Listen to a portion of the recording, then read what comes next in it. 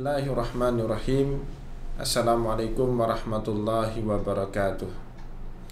Alhamdulillahirabbil alamin, qayyumis samawati wal aradin, mudabbiril khalaiqi ajmain, ba'itsir rusuli salawatullahi wassalamuhu alaihim, ilal mukallafina libayani syara'iddin bidalailil qat'iyyati wa wadihatil barahin.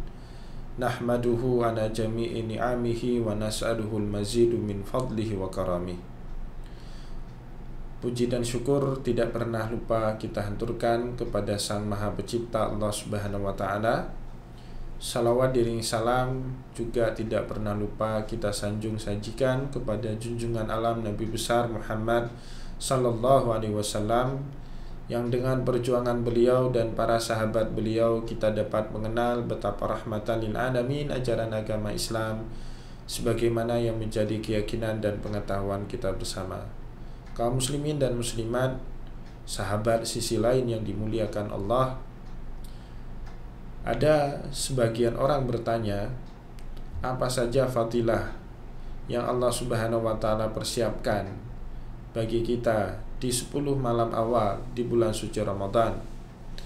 Dan untuk menjawab pertanyaan ini, para mubaligh maupun para ulama kita biasanya menjawab keutamaan yang paling besar di 10 malam awal bulan Ramadan adalah kita mendapatkan curahan rahmat dari Allah Subhanahu wa taala.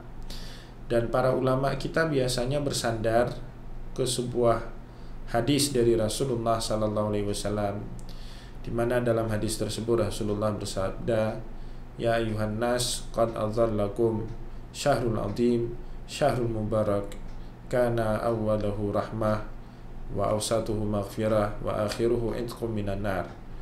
Ya manusia, telah datang kepada kalian satu bulan yang agung dan bulan yang cukup penuh dengan keberkahan. Awal daripada 10 malam awal daripada bulan tersebut isinya adalah rahmat daripada Allah Subhanahu wa taala. Kaum muslimin dan muslimat, sahabat sisi lain yang dimuliakan oleh Allah, sebagian ulama hadis melihat hadis ini bermasalah dari segi keotentikannya, atau dengan kata lain, banyak daripada ulama hadis yang menuduh hadis ini sebagai hadis palsu atau hadis lemah atau dhaif. Tetapi meskipun hadis ini lemah, tapi secara makna ada benarnya, karena di malam awal itulah biasanya kaum muslimin masih menunjukkan ekspresi kebahagiaannya dengan datangnya bulan suci Ramadan. Sebagaimana kita ketahui, bagi orang beriman, bagi seorang muslim, di antara 12 bulan yang Allah Subhanahu wa taala persiapkan dalam satu tahun, bulan yang paling dia nanti-nanti atau tunggu-tunggu adalah kedatangan bulan suci Ramadan. Bahkan semenjak bulan Rajab dan bulan Sya'ban, Rasulullah sallallahu alaihi wasallam sudah mengajarkan kita untuk berdoa agar kita dipanjangkan usia sampai kepada bulan suci Ramadan.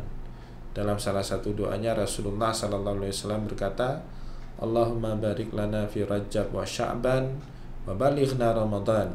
Ya Allah, berkatilah kehidupan kami, amal kami di bulan Rajab dan di bulan Sya'ban, dan panjangkan usia kami sampai ke bulan suci Ramadan. Maka biasanya Rasulullah SAW saat masuk bulan suci Ramadan di malam-malam awal selalu menyebut dalam ceramah-ceramahnya, dalam nasihat-nasihatnya dengan sebutan marhaban ya Ramadan, selamat datang wahai bulan suci Ramadan. Dan kemudian dalam tradisi masyarakat Arab, dalam bulan Ramadan, terutama di awal-awal bulan Ramadan, jika bertemu dengan sesama muslim, mereka selain mengucapkan assalamualaikum juga menyebut sebutan Ramadan Karim sebagai ucapan sapaan yang lain selain assalamualaikum. Maknanya Ramadan yang mulia, karena di dalam bulan Ramadan ini banyak sekali curahan rahmat Allah Subhanahu wa taala. Kaum muslimin, sahabat sisi lain yang dimuliakan oleh Allah, Karim yang dipakai oleh orang Arab sampai sekarang untuk menyapa sesama muslim di bulan suci Ramadan berasal dari nama Allah Subhanahu wa taala. Jadi maknanya adalah mulia. Dalam kosakata Arab ada dua kosakata untuk menunjukkan mulia. Yang pertama karim dan yang kedua syarif. Beda dua kosakata ini, karim mulia karena banyak memberi, sedangkan syarif mulia karena keturunan. Jika kita periksa di dalam sifat Allah, di dalam Asmaul Husna, Allah Subhanahu wa taala hanya menamakan dirinya karim. Maknanya Allah Subhanahu wa taala mulia karena memang sangat banyak memberi kepada umat manusia. Tapi tidak ada di dalam inventaris nama Allah Subhanahu wa taala yang menyebut dirinya sebagai syarif, mulia karena keturunan. Dan ini sangat sesuai dengan firman Allah Subhanahu wa taala di awal dari surah Al-Ikhlas, kalau Allah Subhanahu wa taala itu lam yalid wa lam yulad, tidak punya anak dan tidak diperanakan. Bagaimana mungkin kemudian zat yang tidak punya anak dan tidak diperanakan menyandang nama syarif, keturunan atau mulia karena keturunan? Kaum muslimin dan muslimat, sahabat sisi lain yang dimuliakan oleh Allah, dan pemberian Allah, kemuliaan Allah kepada umat manusia tercurah dengan begitu banyak di awal-awal bulan suci Ramadan. Oleh karena itu Rasulullah dalam sebuah ayat diperintahkan oleh Allah agar mengajarkan kepada kita umatnya untuk bersenang, bergembira dan berbahagia dengan karunia dan curahan rahmat yang Allah Subhanahu wa taala berikan kepada kita, dan itu kata Allah dalam Al-Qur'an jauh lebih baik daripada apa yang kita kumpulkan dalam kehidupan dunia ini. Nah, dalam hal ini Allah Subhanahu wa taala berfirman, "Qul bi fadlillah wa bi rahmatihi fabidzalika falyafrahu huwa khairun mimma yajma'un."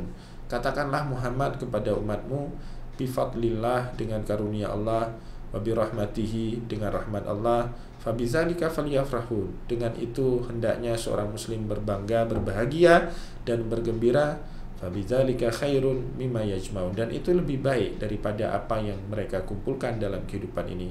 Tentu sejak awal masuknya bulan suci Ramadan di 10 malam awal kita sudah bergembira, dan gembiranya kita itu tentu dalam konteks dan rangka sebagaimana yang dikatakan oleh Allah Subhanahu wa taala di dalam Al-Qur'an tadi.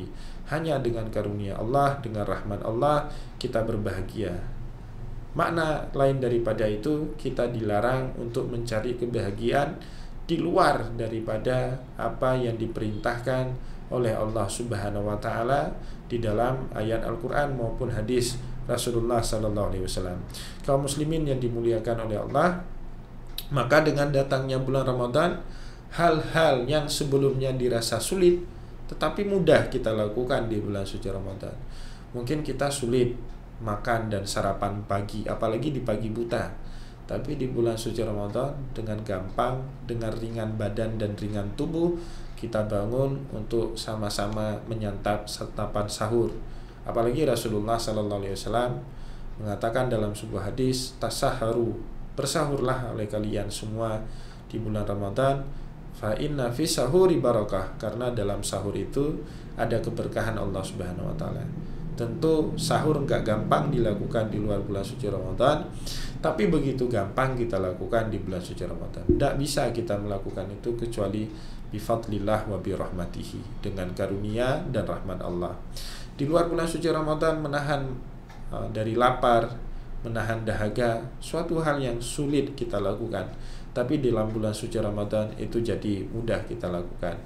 Di luar bulan suci Ramadan kita menahan lapar selama 6 jam, 7 jam. Kita sarapan pagi di jam 8, kemudian kita telat makan siang di jam 2, boleh jadi asam lambung kita sudah naik.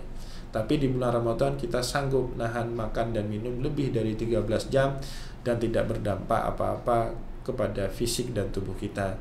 Dan itu tidak mungkin terjadi kecuali atas karunia dan rahmat Allah Subhanahu wa taala. Semoga apa yang kita sampaikan kali ini ada manfaatnya buat kita semua. Wallahu muwaffiq ila aqwamit thariq wa nasrun minallah fatun qarib. Wassalamualaikum warahmatullahi wabarakatuh.